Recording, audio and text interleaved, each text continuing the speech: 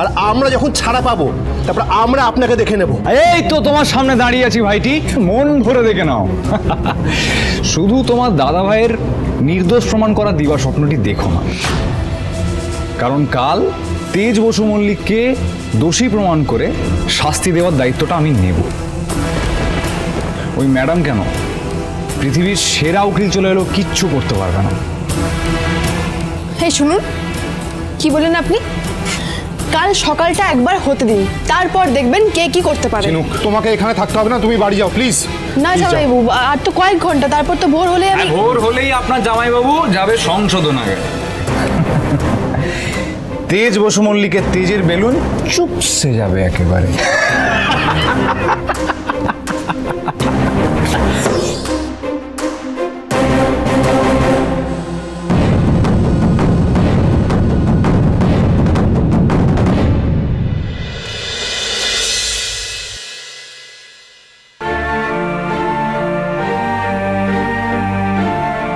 এই প্রথম বিসর্জনের দিনটা এরম করে কাটছে গজানন। না আছে কোনো আয়োজন, না আছে কোনো আনন্দ। কেন এরকম হলো গজানন? সব তো ঠিক ছিল, তাহলে তুমি কেন আমাদের জীবনে এরকম একটা বিপদ নিয়ে এলে গজানন?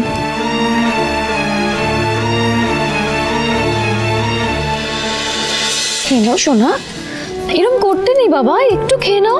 আমি খাবো না বাবা, না সত্যি আমি কিচ্ছু খাবো না কাকিমণি। কিন্তু এরকম করলে তো শরীর খারাপ করবে তোরই, একটু খাও। বাবা বোধহয় কিচ্ছু খায়নি এখনো, বাবার তো শরীর খারাপ করবে।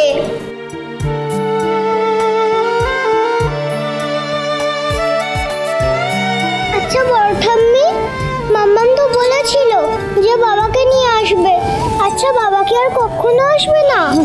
আসবে তো তোরই, এদিকে এসো, মাম্মাম দেখো বাবাকে ঠিক নিয়ে আসবে। ঠাম্মি, আর কিছুক্ষণের মধ্যে ভাইকে কোর্টে তোলা হবে।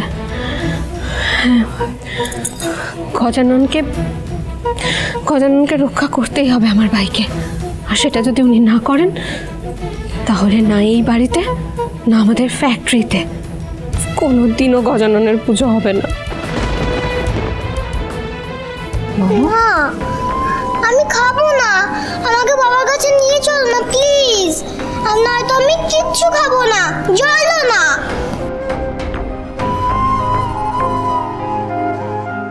আমাকে বাবার কাছে নিয়ে চল না গন্দাদা, প্লিজ প্লিজ নিয়ে চলো না প্লিজ।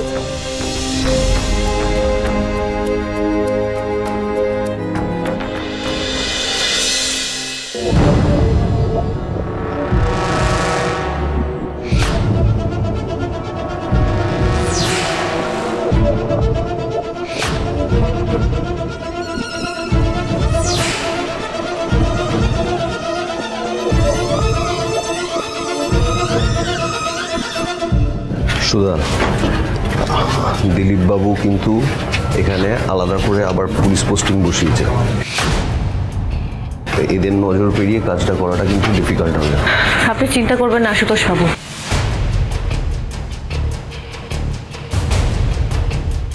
এই কাজটা আমাকে করতে হবে। আর আপনি আপনি সময় মতো রেডি থাকবেন, কেমন?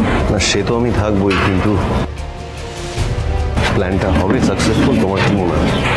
এই চান্সটা আমাদের নিতেই হবে, হাতছাড়া করলে চলবে না। আর হাতে আমাদের সময় খুব কম, 1 ঘন্টার মধ্যে তেজকে কোর্টে পেশ করা হবে, আর তার মধ্যে সত্যিটা সবার সামনে আনতেই হবে। দেখো সত্যিটা কি তো আমরা জানি না, আমাদের কাছে খালি একটা আন্দাজ আছে, সেই কারণে যা করবে খুব সাবধানে করবে। আসছে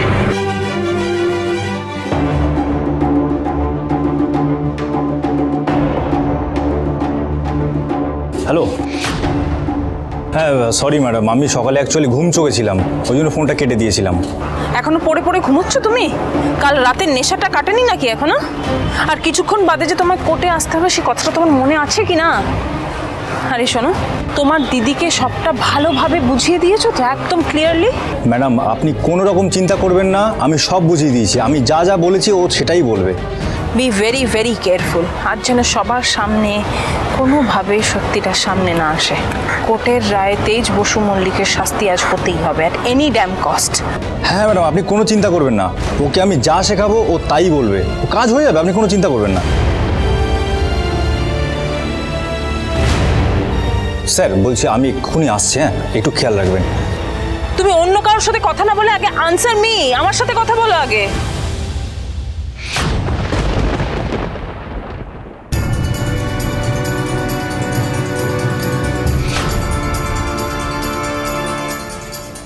দাঁড়ান, কোথায় যাচ্ছেন?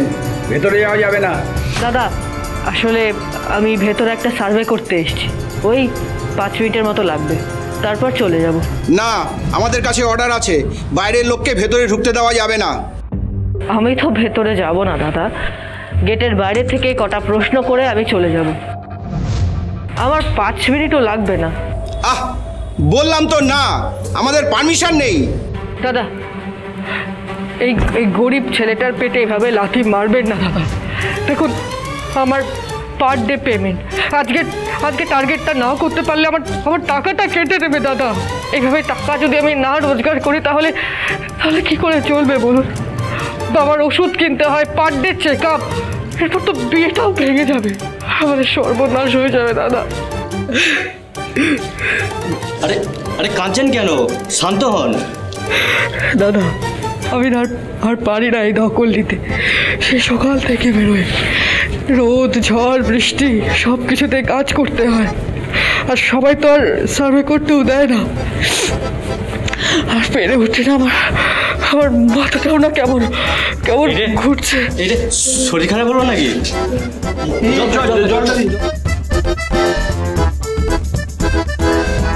থ্যাংক ইউ দাদা, আমার একটু ভেতরে যেতে দিন না, বেশি সময় নেব না, 5টা মিনিট, ব্যাস 5টা মিনিট আমার একটু যেতে দিন। যেতে দে, ওনার কাছে আইডি কার্ডও আছে।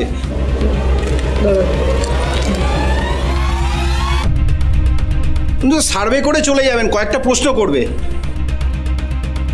বেশ যান, তবে বেশি সময় নেবেন না কিন্তু। না না না না, আমি যাবো আর আসবো, আর এই যে আপনারা আমাকে সাহায্য করলেন, ভগবান আপনাদের ভালো করবে।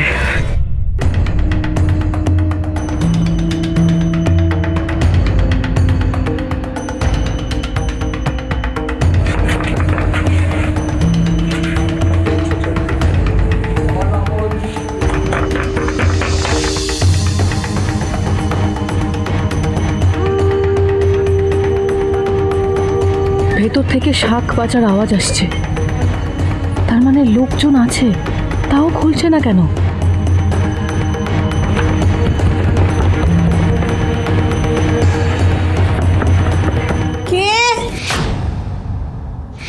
কে আপনি?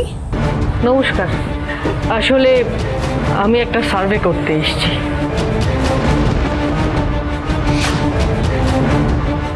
অসহজ বাড়িতে পুজো হচ্ছে কেন? তাও আবার রবিনের স্ত্রী নিজেই পুজো করছেন। কি চাই এখানে? কিছু চাইতে নয়, আমি আপনাকে এখানে এসেছি কিছু দিতে, অনেক অনেক উপহার, মজার প্রাইজ। কিসের প্রাইজ? আসলে আমাদের কোম্পানি আপনাদের এই পাড়াতে সার্ভে করছে, কিছু প্রশ্নের উত্তর দিতে পারলেই আপনার জন্য থাকবে মজার মজার প্রাইজ আর উপহার। না না, আমাদের কোনো উপহার চাই না। দাঁড়ান ম্যাডাম, 1 লক্ষ টাকার পুরস্কার আছে, কিন্তু সাথে সোনার মঙ্গলসূত্র। 1 লক্ষ টাকা? মঙ্গলসূত্র আমার ব্যাগেই আছে, দাঁড়ান 1 মিনিট, এই যে দেখুন।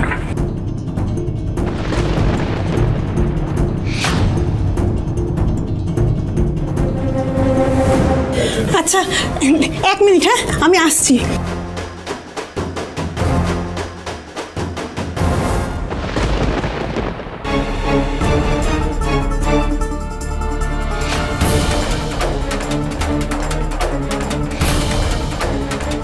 এটা তো রবিনেরই জুতো। মৃত মানুষের জিনিস যেভাবে আলাদা করে রাখা হয় সেভাবে তো রাখা নেই এটা। তবে কি রবিন বেঁচে আছে?